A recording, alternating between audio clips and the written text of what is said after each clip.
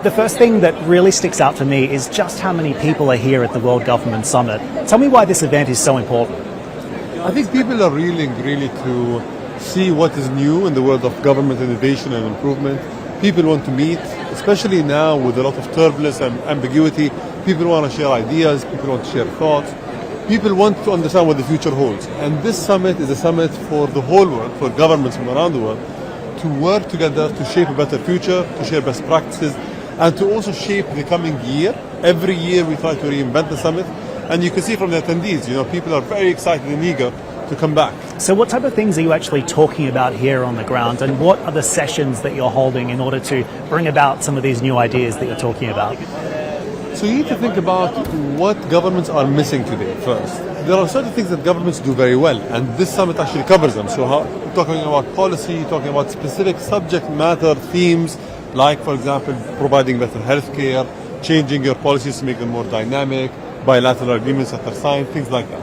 However, there is another element, which is seeing what the private sector has to offer, and then trying to create linkages between the private and public sector in a way that typically people don't see. So let me give you an example.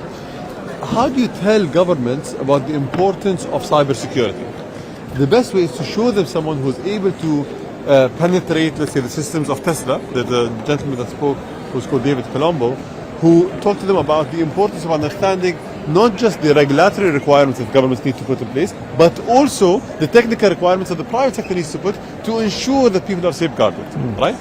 The other element as well that we focused on is talking about progressive regulation on crypto, on the metaverse, on fields that people typically try to push to the future and say, we will not address it today, we will address it in 2, 3, 4 years down the line. And then every year we do that, we realize as well that we as a government benefit. So in 2018, the Director General of the World Health Organization talked to us about the coming pandemic. And some people just looked at him as if he was talking about something that's hypothetical and never will happen. We took it seriously. We did a forum in 2019 called the ZXX Forum to focus on how do you combat the next pandemic. Today the UAE ranks amongst the best, maybe number 1 or 2, in the Bloomberg Resiliency Index for COVID, on all of the rankings that are focused on COVID and how do you combat COVID. So the summit output, we can see it. It's very tangible. It impacts our lives directly.